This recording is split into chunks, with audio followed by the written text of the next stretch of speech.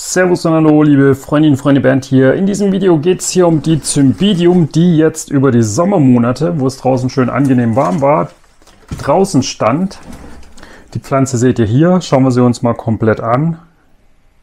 Seht, es relativ groß. Klar, ist eine Cymbidium. Cymbidium ist generell als große Orchidee bekannt. Cymbidium jetzt zum Herbst, Winter hin. Typische Orchidee, die man jetzt überall kaufen kann. Diese Pflanze habe ich ja von Orchideen Wichmann bekommen und ist jetzt schon bei mir hier über 2 Jahre in Kultur. Sie war jetzt die letzten Monate über den Winter in dieser Glasschale. Als ich sie im Sommer rausgestellt habe, hatte ich mir gedacht, das ist eigentlich ganz ungünstig, wenn ich sie in einer Glasschale lasse, weil wenn es dann draußen regnet und ich das nicht rechtzeitig merke, dann steht die Pflanze die ganze Zeit nass. Deswegen bin ich kurzfristig auf dieses Kunststoffbehältnis umgestiegen. Ihr seht, da waren ursprünglich Tomaten drin. Und da habe ich gedacht, das ist ganz praktisch, weil hier unten sind lauter solche Abflusslöcher. Und wie man jetzt hier auch sieht, hat sie über die Sommermonate schön Neutriebe ausgebildet. Das heißt, ihr ging es ganz gut draußen. Und jetzt über die Wintermonate möchte ich die Pflanze wieder in die Glasschale pflanzen. Deswegen holen wir sie jetzt einfach mal hier raus und schauen, was denn momentan Stand der Dinge ist. Und was wir sehen können, ist hier ein neuer Trieb und hier dieser kräftige Neutrieb und immer wieder rieselt das Kolomi. Deswegen nehme ich hier unten die Plastikschale, die ich jetzt schon vorher hingestellt habe, damit wir hier nicht allzu viel Sauerei machen. Und dann sehen wir schon, die Pflanze fällt auseinander. Wir haben 2 Cymbidien. Das ist jetzt auch nicht so schlimm, eigentlich ganz gut. Und wenn wir jetzt noch weiter hier wahrscheinlich arbeiten, haben wir jetzt schon die 3. Cymbidium. Hier sehen wir, ist eine alte Bulbe. Die ist braun, die ist auch weich von der Konsistenz her. Das heißt, diese brauchen wir an für sich auch nicht mehr. Können wir schauen, ob wir die durch vorsichtiges Ziehen wegbekommen. Hier sehen wir auch, das Gewebe ist braun. Wir sehen auch, es ist schwarz. Das bedeutet, diese alte Bulbe muss auf jeden Fall weg. Und dann haben wir unsere 3. kleine Cymbidium. Die kommen alle am Ende in einen Topf oder halt eben in diese Glasschale. Und jetzt müssen wir kontrollieren, wie es denn mit den anderen Bulben ausschaut. Hier haben wir zwar auch braune Stellen, aber die fühlen sich noch fest an.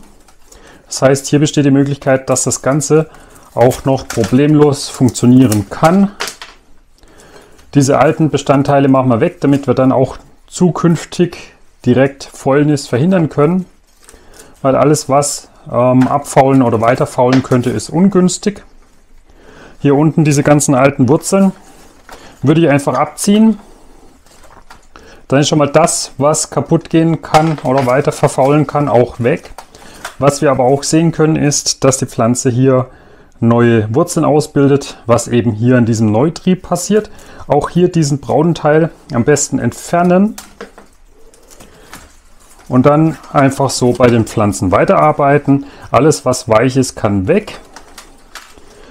Praktisch diese Hauptader der Wurzel, die kann bleiben, weil das hilft dann nochmal zusätzlich, dass die Pflanze verankert wird. Da wird jetzt zwar auch nichts mehr austreiben, aber je besser die Verankerung im Substrat ist, umso geschickter ist das dann am Ende.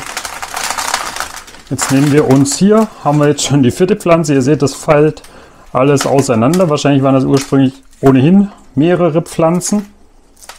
Und auch hier sehen wir einen schönen Neutrieb und viele neue Wurzeln.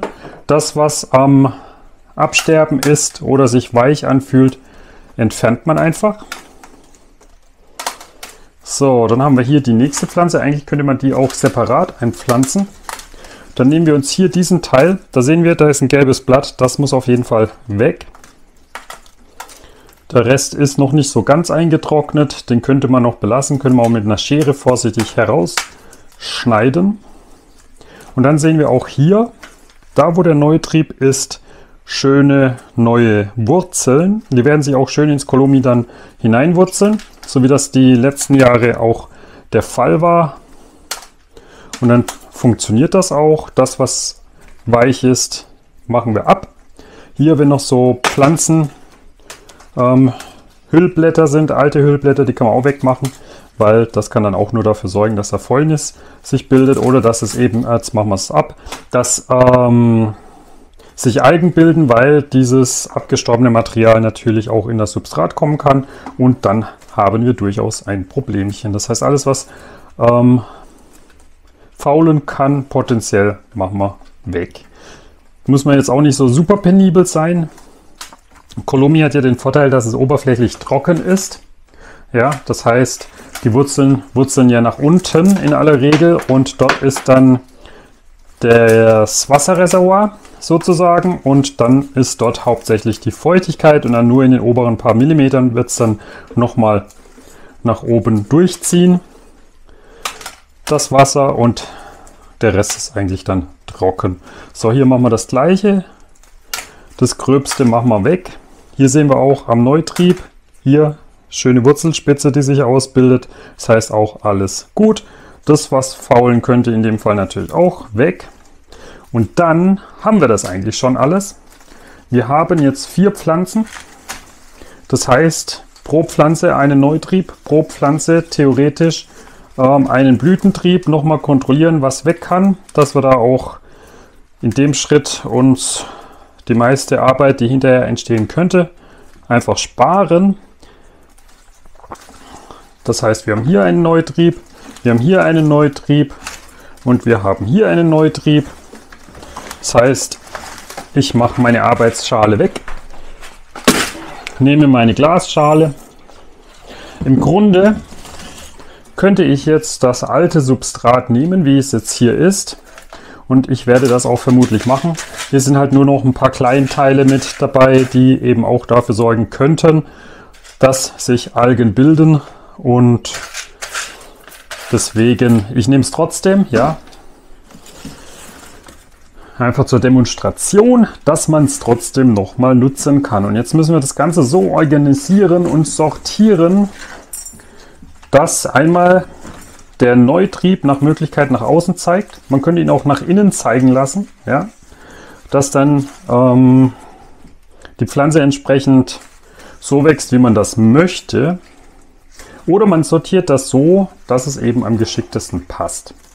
Weil das dann ein bisschen Würfelarbeit, hin und her sortieren. Man könnte jetzt auch einfach bloß 3 Stück reinpflanzen und den Rest in ein anderes Gefäß pflanzen. Ich habe das jetzt so sortiert, dass es einigermaßen passt. Und das natürlich ganz wichtig, die Wurzeln, die jetzt natürlich noch eine Funktion haben, direkt ganz unten im Gefäß sind.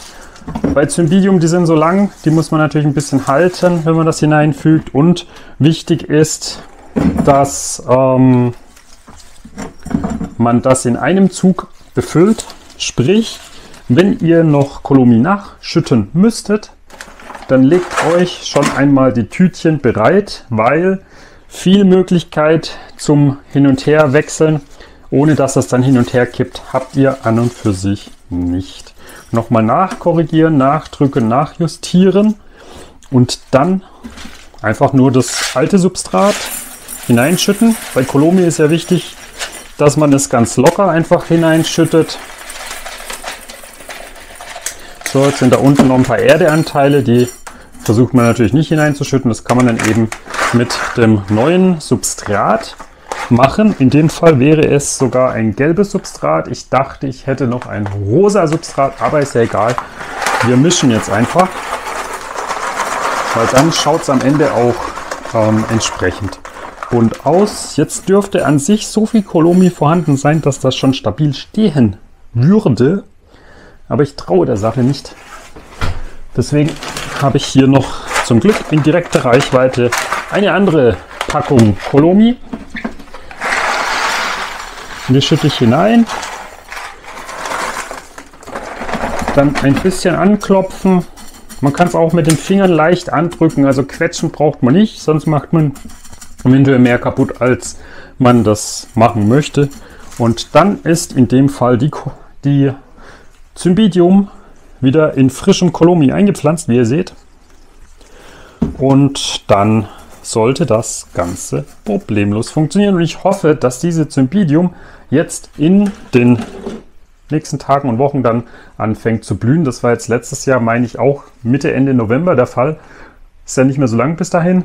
Deswegen, wenn es euch gefallen hat, Daumen hoch, Kanal abonnieren. Bis zum nächsten Video. Wenn ihr Fragen habt, natürlich gerne in die Kommentare. Ansonsten, tschüss, schönen Sonntag noch, bye bye.